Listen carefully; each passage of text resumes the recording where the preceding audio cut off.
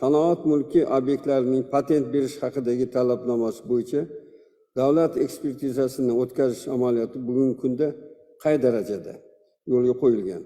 Oxirgi yilda o'tkazilgan ekspertizalar soni va ularning sifati qay darajada? Bunga ilmiy texnik imkoniyatlar yetarlimi? Ekspertiza masalasiga alohida shu markazga yuklatildi. Bu ko'p davlatlarning tajribalariga to'g'ri keladi. Ya'ni ekspertiza jarayoni bu alohida jarayon.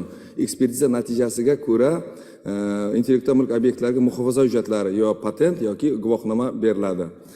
Bu yerda eng muhim masala shu ekspertizaning shu mustaqilligini ta'minlash masalasi.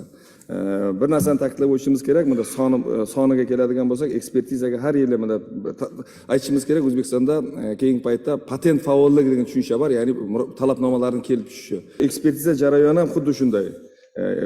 O'sish jarayonida turibdi.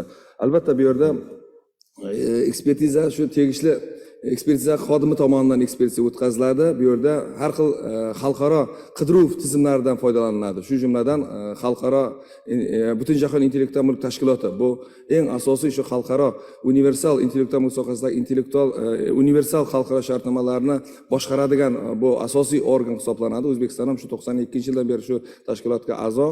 Shuning qidiruv tizimlaridan foydalanadi. Undan tashqari o'zimizdan o'tgan bazamizdan bizlarga intellektual mulk obyektlarni ro'yxatdan o'tkazish uchun topshiriladi. Shu talabnomalar IP adliya o'z tizimi orqali topshiriladi va shu tizim orqali ekspertiza tomonidan qidiruv o'tkaziladi. Keyin ekspertiza natijasi davomida savollar kelib chiqsa, albatta shu so'rovnoma jo'natiladi. Faqat ekspertizaning ijobiy qarori bo'lsagina Adliya vazirligi tomonidan unga yo patent yo guvohnoma beriladi.